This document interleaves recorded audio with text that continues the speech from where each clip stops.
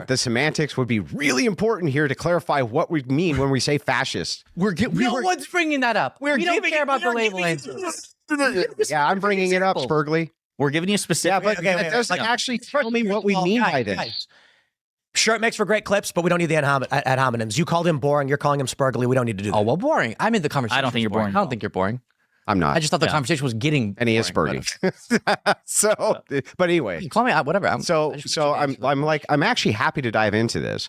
So after my last video of Andrew Wilson completely destroying Sink Uger, old chunky yogurt, I wanted to go back to Andrew Wilson and have a look at him debating woke Gen Zer Luke Beasley, and this time it's on the culture war with Tim Pool and some other folks. And this one doesn't disappoint either, especially if you're an Andrew Wilson fan.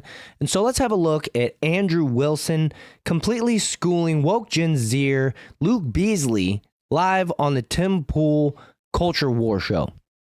The point in 1960, while there was still a recount going on and ongoing court cases, and it was so narrow they really didn't know which way it was going to go. Then they didn't even submit those or try to get them counted. The sitting president at the time until it was determined. Trump's case, he got all 7 states after this whole process had been concluded. It wasn't close enough for the recount to flip it. The recounts had concluded, and he was trying to get not let's have 2 standing by because we don't know how this recount's going to go, but from 7 states that we know the outcome of, but I'm making false claims of fraud on them, I'm going to get Pence to keep me as president by accepting fake electors. Tim, for a second, because we're supposed to be debating them, I think, could they also try to defend this stance? Yeah, because you're comparing apples and oranges thing as far as I'm concerned. I mean, that was silly. Yeah, like if a court decided in one of the 5 or 7 states that Trump tried to peddle the false elector scheme, that if a court contested the Democratic slate of electors, then I think you would have an apples to apples comparison. But that's not what happened. Yeah. In none of the 7 states. And it wasn't close enough to where they didn't know which way it was going to go. Right, there was no actual ambiguity. Yeah. Andrew, anything? Myron? Well, what's the argument here? Is it fascism, or because you guys went into a whole other tangent? You guys went. I don't know if you guys. It started with fascism, but we went into Kennedy election in 1960s. I'll explain. One of the key tenets of, again, I know you'll get really triggered, so I'm trying to stay away from that particular term, but we can say fascism, authoritarianism, fascism is based. I don't know what anti-democracy. It's pretty fucking based. I don't know what the issue is. Is that legitimate or a joke? Because we can go into that. That'd be interesting. I mean, we can go. Now something you want to talk about fascism. One of the key tenets is rejecting democratic principles and the democratic process. According to who? According to every single fascism scholar ever and the definition. Okay. Do you mean according to who, like what determines the democratic processes? No, I'm asking according to who. Yeah, sure, read it. Yeah, go ahead. So far right authoritative. No. Pull up Giovanni Gentile. This would be the person that you guys would like to use. You see? As an authority. Yeah. Where did we cite They're terrified. Gentile? I thought it was Gentile. When did we cite him? I'm sorry. Is reading a Wikipedia article proof of your position? No. Getting into a hyper specific definitional discussion. I don't care what you call it. Bad. Let's say bad. Bad is what I think Trump did. And that's what I'm trying to get you to see, not the definition, because I know you feel way more comfortable spinning around and reading about whoever. Instead, we can just talk about, regardless of the definition, is it good or bad to reject democratic results? Is it good or bad to threaten the media based on my principles, which value democratic? What do you mean threaten the media? So Trump has repeatedly called for like investigations into reporters, into media outlets. He believes that the business licenses of like ABC and CBS, MSNBC, he says, should be pulled. I mean, you don't see these sorts of threats from the Democratic Party. Okay, so let's get into them. And even if you did. Has Trump pulled anybody's license ever as president? Has he actually sent any government officials to do any investigations at any major? So you agree, though? Stop. Him saying stop, bro. I just let you go through your whole stupid spiel. You keep Has Trump actually done that? Are threats not bad? And first of all, hyperbole isn't a threat. That's one. Trump. And hang on. And two, what I want to see, so as Spurgley over here keeps on losing his mind, he doesn't want to get into hyper-specifics. Spurgley. He doesn't want to get into hyper-specific semantics because that would cause what we'd like to call clarification. That way we're not talking past each other. I don't think you're hearing what I'm saying. Yeah, dude, I just gave you your whole spiel.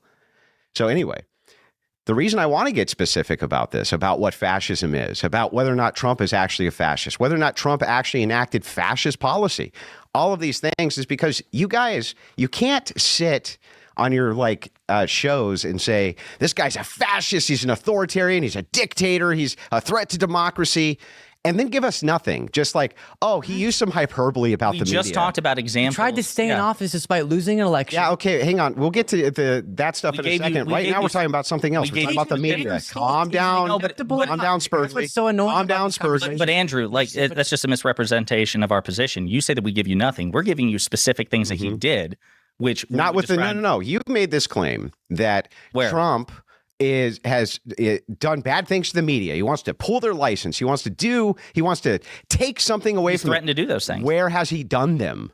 So do you think that it's acceptable unless he follows through on it? Yeah, I think that hyperbole is fine. I think that presidents use hyperbole all the time. I think that liberals use hyperbole. So for instance, I'm going to give you an example.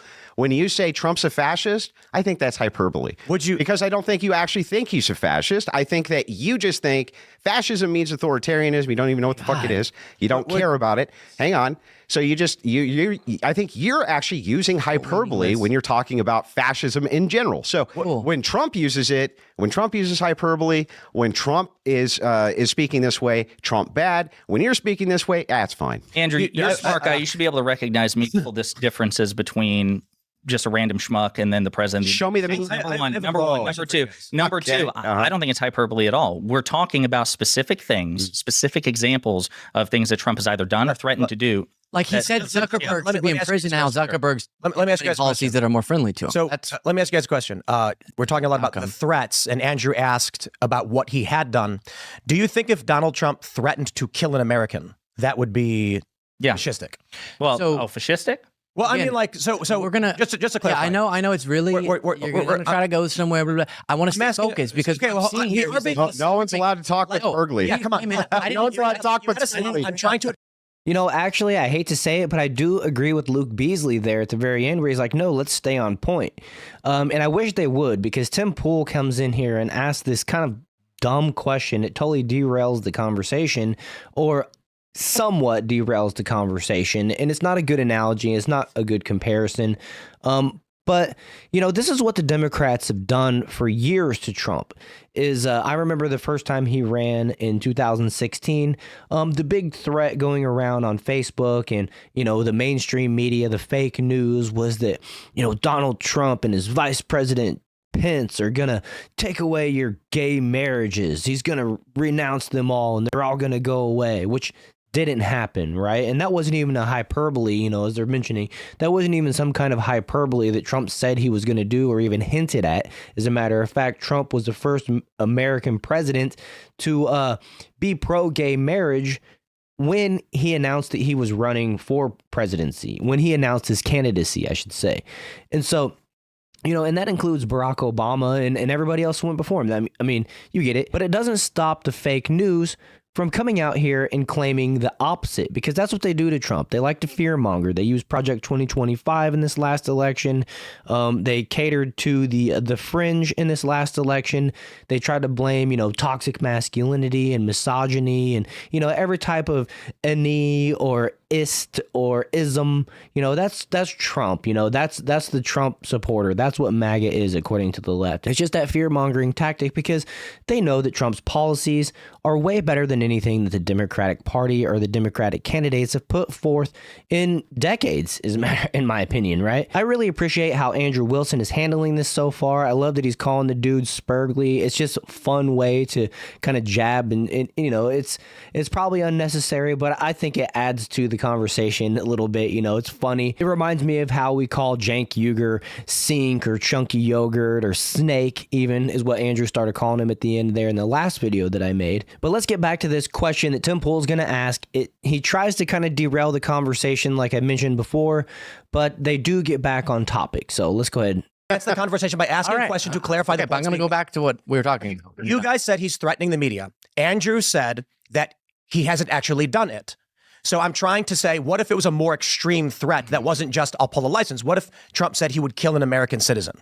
Would the threat of killing an American in and of itself, without the action of doing it, be fascistic? And this is for everybody. Specifically. Like he's going to... Like if Trump said, I'm going to shoot a guy on Fifth Avenue, I'm going to go do it right now. My point being, threatening to take legal action, we can argue whether... it seems kind of a legalese question. So I'm trying to shift it to let's talk about an extreme action Trump could threaten. Okay. Well, I still haven't gotten an explanation of how it's acceptable to try to block the peaceful transfer of power from Andrew, which is what I keep saying. You brought up the fascism word. I said, hey, I get that people get real bogged down, which is why I've had hours of discussions about that particular term. I came here interested to see if MAGA figures could defend the actual actions, not the label, but the actions. And I'm yet to hear you walk through any of them. We're getting a little bit to the specifics of the media, so I appreciate that. But so to answer your question, him trying to induce a feeling of fear among the media as it's working with his rhetoric, with clear intentions, some of which he didn't actually get done the last time, but like he wanted. Let me explain why I asked the question. Things. And I'm still waiting on either of them. So here's why I asked the question about killing an American specifically. Obama, I know. No, it's because whether or not the government can pull a license is a legal question over whether or not they violated a public license, and so you guys are then arguing outside of the actual confines of a legal issue, so let's make it definitively an issue of illegal or legal. Or we could talk about what Trump is. Okay, the federal government grants public licenses with stipulations. If you want to debate whether or not they can or can't, that's a legal procedural question. You understand you can have the governmental power to do something, but how you leverage it for the purpose. This is why I tried shifting away to something more direct, like killing somebody. A threat to kill somebody is a direct question. Again, well, the government can kill people. The government can kill people. Right. I don't think the government can actually just kill Americans like they're saying. I mean, that's kind of a weird statement to even say. But, to answer Tim Pool's question, if Trump came out and directly threatened people, that would be against the law.